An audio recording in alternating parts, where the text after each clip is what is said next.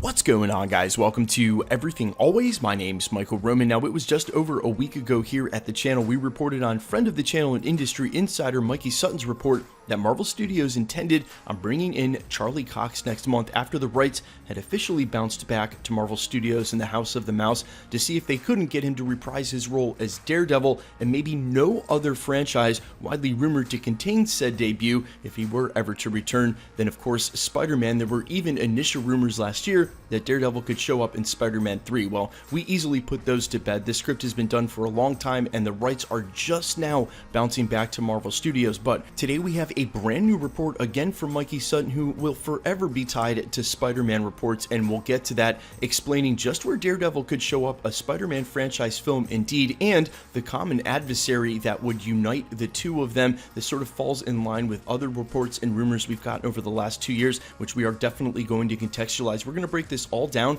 and where Daredevil's most likely place to first show up would be. But first, if you could grab the subscribe button, we're still giving away this insane 1/4 scale beta ray bill and our third and final Infinity Saga box set on New Year's Eve. All you have to do to be entered to win, hit the subscribe button, then leave a comment down below, and if you want, stick around to the end of the video. We'll get into all the giveaway stuff again there. Now, for some quick context, and in case you're not familiar with Mikey Sutton's name, this is the guy who originally leaked that Spider-Man, and Black Panther for that matter, were going to be in Civil War. And because Spider-Man is the biggest and most profitable superhero, guys, that's factual. He's miles ahead. It's not even close. Yes, a little Spider-Man pun there for you. I'll stop now. Because of how big Spider-Man is, there's enough clout in that one leak alone to propel Mikey Sutton as a leakster. But since then, he has gotten a ton of stuff right, and even recently revered by CBR.com as a trusted industry insider. His track record is pretty public. You can check it for yourself over on Geekosity. But let it be known, when it comes to industry insider reports like Mikey Sutton or Charles Murphy, these are the guys who are willing to put their names on things, so they get a lot more reverence than, say, the anonymous or Reddit 4chan leak or theory, or even some of these lesser Hollywood trades that basically just piggyback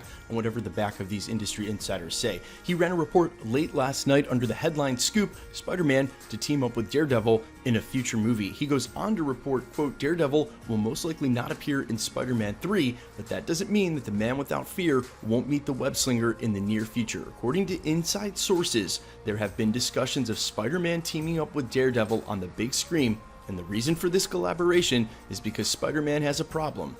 A big problem. As Peter Parker attends college, which will provide an idea of how long before this will transpire, his Spider-Man crime-fighting days are met with huge punches in the face from the Kingpin. Spider-Man and Daredevil then discover they have a mutual foe in Wilson Fisk, the ultimate crime lord. As reported by Mikey numerous times in the last year, including the most recent report we ran last week here at the channel, Marvel Studios wants Charlie Cox to reprise his Netflix role as Daredevil, but whether Vincent D'Onofrio would be included remains to be seen, and no negotiations have started yet. D'Onofrio is on record as saying he'd love to return as Wilson Fisk, but they haven't quite ironed out what's going to happen with any of that backstory. And as I've made mention many times, having Luke Cage's Cottonmouth now set, Mahershala Ali now to be Blade, it seems as though they're not going to keep any of that backstory. They would just recast the same actor and the same role and press forward with new story, much in the way they did when they finally got the rights back for Spider-Man. We didn't get the normal origin story. They just rebooted the whole thing and kept it moving.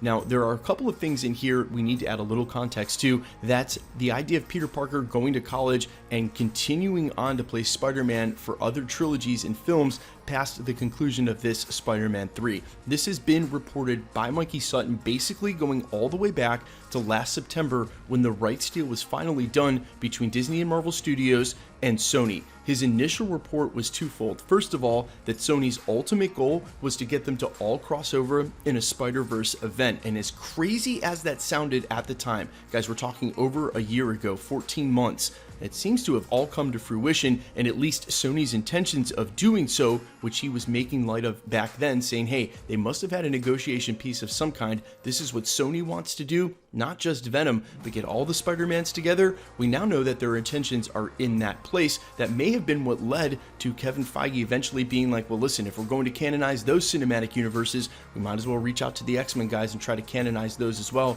which we've reported at length. The second part of that report was that Tom Holland's Peter Parker would not be leaving the MCU in a one-way ticket to Sony to start crossing over against Morbius and Venom, that instead they all knew, and they all being Disney, Marvel Studios, and Sony, they all understood that Tom Holland's Peter Parker would make the most money and is best suited where his narrative started in the Marvel Cinematic Universe, so that hopefully past the conclusion of this initial trilogy, which we'll get next December 2021, there will be 2 additional trilogies for a total of 9 solo Spider-Man Peter Parker played by Tom Holland films in the MCU, 1 trilogy while he was still in high school, 1 trilogy while he's in college, and another trilogy still while he's an adult. And obviously from this report, we would see Daredevil in what is Spider-Man 4 or Spider-Man 5. Now, that's not too far off, and let me explain in case you haven't been keeping tabs and not using this year as a litmus test, everything that's happened, they still may hit the mark there,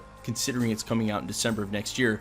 Sony pushes out a Spider-Man movie every other year, which means if we're getting Spider-Man 3 in 2021, albeit the end, we most likely would get Spider-Man 4 if this is true and he continues in the MCU and they put out another film in the same co-distribution way that they're doing now. He would come out in Spider-Man 4 in 2023, which would be right around the time we would get another film that he's reported to cameo in, none other than the Fantastic Four. Oh, the timing. And to get Spider-Man 4 and Fantastic Four in the same year, it literally just made the hair stand up on the back of my neck. It would make up for everything that we didn't get this year. Guys, let me know all your thoughts down below. If you're going to see Daredevil enter the MCU, is Spider-Man the most likely place? And how awesome would it be to see them finally team up on the big screen, especially a more adult version of Peter Parker and the dour tone of Charlie Cox? I think that would be awesome. Tom Holland playing it a little more serious. I can't wait to see this on the big screen no matter what happens. Guys, let me know all your thoughts down below, and especially if they don't recast Charlie Cox, if they choose to go another way and do a full recasting, who is your best pick for Daredevil in the MCU? I'm all ears, and quickly let's get into the giveaway stuff before I let you go. We're still giving away this insane 1/4 scale Beta Ray Bill, as well as our 3rd and final Infinity Saga box set. We already gave away 2 this year. We'll give this 3rd one away on New Year's Eve regardless of the subscriber count. We also have 2 brand new prizes coming on December 1st. I'm sure if you guys take a minute and think about what they could be, you're going to figure it out given all the giveaways here at the channel. Hint, hint, PlayStations. All you have to do to be entered to win, and all the same rules will always apply. Hit the subscribe button because you got to be a subscriber. Then leave a comment down below. I usually ask a ton of questions of you guys throughout the video. Pick one of those and drop a comment, and because it's truly random, the more videos you comment on, the better chance you have of winning. Now, the easy way to keep up with the videos, all you have to do, hit that notification bell, notifications turned on. That way you can make sure to drop comments. And of course, if you enjoyed today's video or the rest of the content here at the channel, I'd sincerely appreciate it if you'd hit the like button. My name is Michael Roman. You can find me over on Instagram at IamFires or over on twitch.tv/Nevellen, N-V-E-L-L-E-N. There's links down in the description to both. Guys, thanks for checking out the channel, and stick around. We'll be posting again real soon.